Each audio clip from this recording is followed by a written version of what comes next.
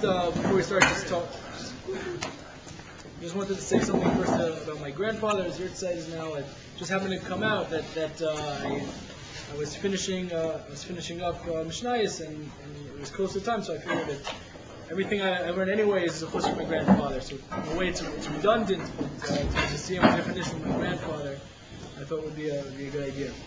So a little bit about my grandfather. My grandfather was nifter, I think, 25 years ago. I'm 26, so I never really met him. I was only alive for a year. My first time coming to Eretz Yisrael was for when he was buried. He was born in Krakow before the war in Poland. He was originally his plan. Everyone has a plan, right? And then of course, Baruch laughs. His plan was to be a lawyer. Then Hitler came and changed all his plans. He was in a concentration camp for the war. He survived. Everything I've heard is only stories, some sort that I've heard about him. Just recently, Hanukkah, I never knew this, but my uncle told me that my grandfather was always Moshe Nefesh to have a menorah when he was in the camp. He would take potatoes and kerosene and Moshe Nefesh to do whatever mitzvahs were possible there. If he would have gotten caught, then obviously they would have killed him. After the war, he went into a DP camp, displaced persons camp, where most people they lost their whole lives. They had nowhere to go. They had to rebuild. So he went there, and people spend that time trying to rebuild their own lives. But he joined the Vada Tzala, trying to help other people put together their lives. The first thing he did in the camp, they needed clothes and houses and identity cards. The first thing he did, he said that we have to collect money for Sefer Torah. There's a picture you can find. It's in most Holocaust museums of my grandfather carrying a Sefer Torah, a big Achnasa Sefer Torah in a DP camp.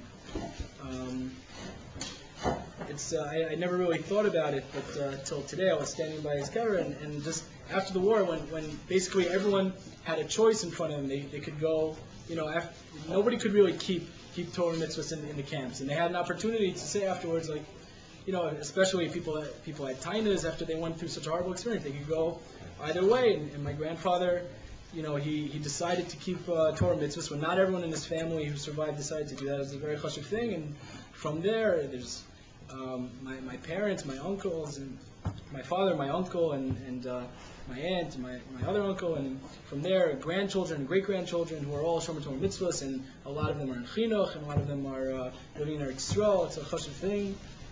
My grandfather wanted to come to Eretz Yisrael, but my grandmother, she wanted to stay with her family in America, so he went with her. But Eretz Yisrael was always the foremost on his mind. We just went through a war, and everyone's trying to figure out a way, how can we feel the pain of what's going on up north, just a few miles away from us. My grandfather was in America during the Six-Day War. I actually used this story to get guilt my father into letting me come back Shana Bet. But my grandfather, he was in America, and my grandmother was walking home, and someone on the street, one of her friends said, "Oh, I heard you're making Aliyah." And she said, "What are you talking about, right?"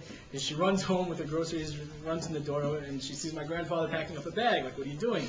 He's like, "There's a war." She said, "Who's going to Eretz Yisrael now? There's a war, right?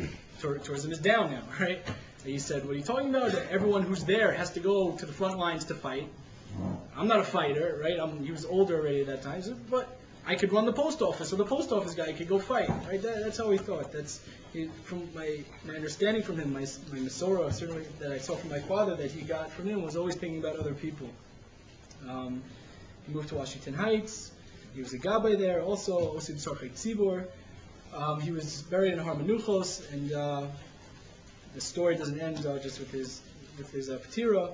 That I found out the story only a few years ago. As I go on and on, I just learn more and more about him, and it's a source of inspiration for me and all my family. That when he was buried on Har Menuchos, which is the biggest chus and was his life dream, at least afterward to make it to Eretz Yisrael, they buried him in the wrong spot. It's like a funny thing, right? And they wanted to dig him out and put him in the place that he had bought. And obviously my father and the whole family didn't want to do that. It's just a funny thing that when we go now, on his right side is a prominent Rav, and on his left side is another prominent Rav. And then a few years ago, when Rabbi Sisevsky's father was nifter, he was also a chashuv person. We were walking the mace. It was just funny that how life works sometimes. He was buried also like right in front of him. He's like surrounded by tzaddikim mamish, and so my uncle had a aura. He said over once when we were by the kever. He said, my grandfather always sat up front in shir. He always made sure to sit up front. So now also Yeshiva Shalmayla, he's sitting up. Nothing is by accident. He's sitting up front in shir there also. So again, it's redundant. That I'm doing this in Zechon Nishmas. Everything, my whole life, and all his kids and grandchildren is a chus for his neshama.